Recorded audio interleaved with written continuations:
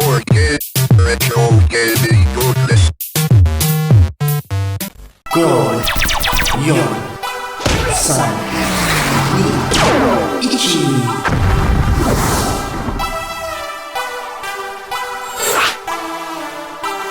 Thanks for joining me, Bastish B, for Import City, a look at the world of 80s and 90s Japanese gaming. In particular, we're going to check out Japan exclusive games and English fan translations, and show some really fun stuff that require no Japanese to enjoy. If you like the Famicom, Super Famicom, Mega Drive, Mega CD, Saturn and PSX, then this may be for you. So now let's check out today's two games. The console of focus today will be the Super Famicom. We'll be looking at two Japan exclusive games, namely Super Back to the Future 2 and The Amazing Spider-Man Lethal Foes. And in the pop culture segment, we'll take a brief look at manga and how it relates to retro Japanese gaming.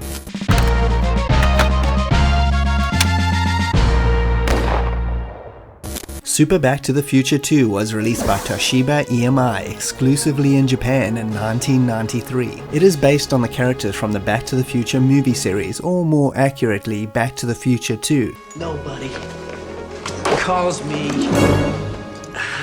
which came out in 1989. There have been a lot of games based on this franchise, and honestly, most of them just don't work at all. Hello?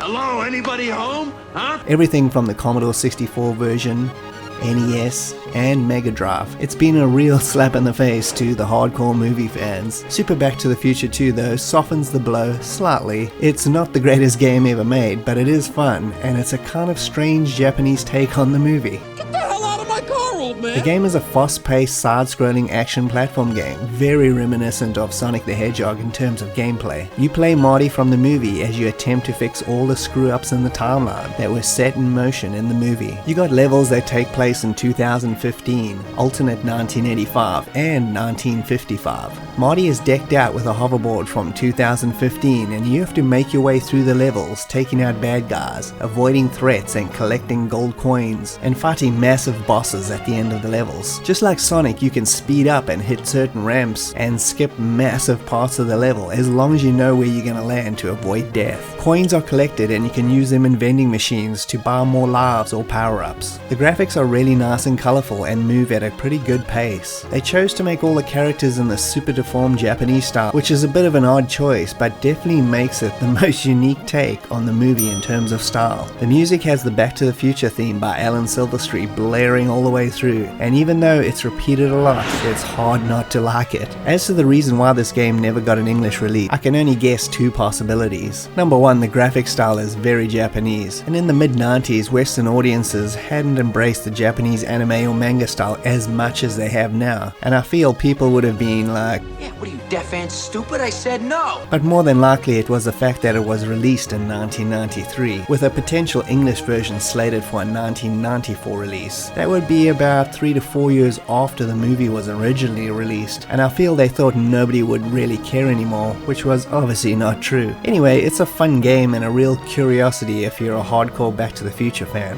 As far as the original import Japanese version is concerned, it's completely playable in Japanese, as the gameplay is very simplistic and requires absolutely no explanation, and as long as you've seen the movie, the cutscenes will make total sense, even though there are some major liberties being taken with certain story elements. There is also an English fan translation which I captured this footage from, which is quite excellent, and playable through any Super NES emulator, and I'll leave a link to that in the description. If you're a big fan of the movie, then this is definitely something you're gonna want to check out.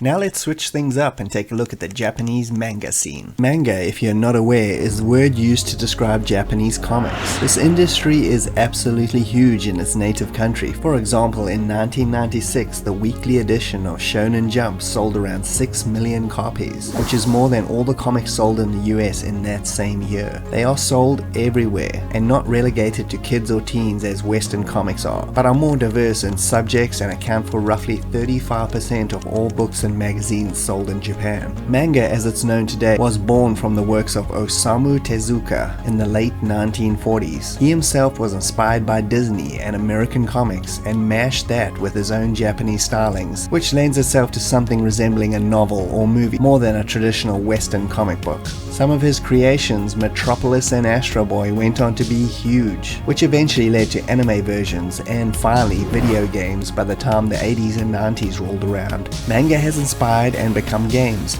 and games have inspired and become manga. It's all a circle now with the progression of media and how people choose to absorb it. The 80s saw the manga to game scene flourish in Japan with the launch of the Famicom, with titles such as Akira and Golgo 13 finding themselves in game form. Many more followed, with the likes of Sailor Moon and Dragon Ball being the most popular outside of Japan. Unfortunately for Western audiences, most of these games never saw the light of day in their countries due to the complicated storylines, unfamiliar characters and art styles clashing with Western stylings, and therefore were never officially translated or converted. Thankfully, with the rise of fan translation and manga in general being accepted in the West, hundreds of games from the 80s and 90s are now able to be played by English speakers and enjoyed for what they are, and I hope in this series to highlight as many as I can. And now let's go on over to today's second game.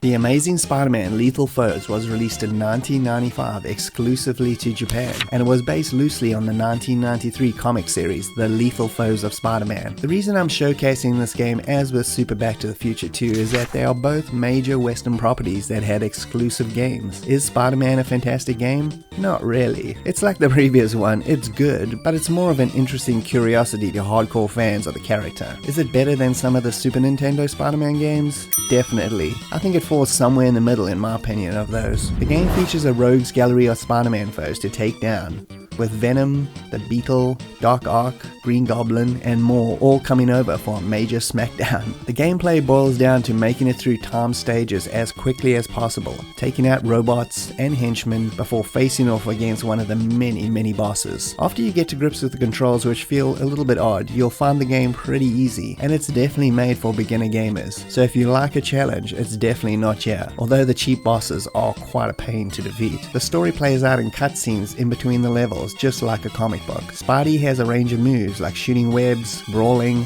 climbing up walls, and swinging about, which all can be used at any time. The levels are generally pretty small and there's not much variety in the enemies, but I still found myself playing it regardless. The graphics are generally good, with just the lack of enemy variety being disappointing. Music is decent and it plays okay after a bit of practice. So is it worth importing? Well, that just really depends on how much of a Spidey fan you are. The Japanese version, like Super Back to the Future 2, is easily playable. The story is almost irrelevant, so there's no real language barrier. I was playing the English fan translation here, and I'll leave a link for it in the description to check out. Overall, I think the reason it never got an English release is again the year, 1995.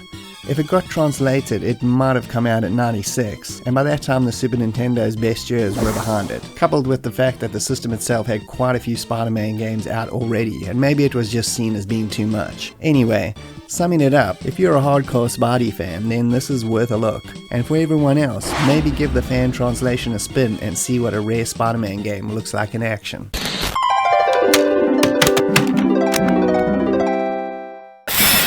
And thanks for joining me, Bastish B, at 64K. If you can like and subscribe, that would be greatly appreciated, and I'll see you next time. Cheers.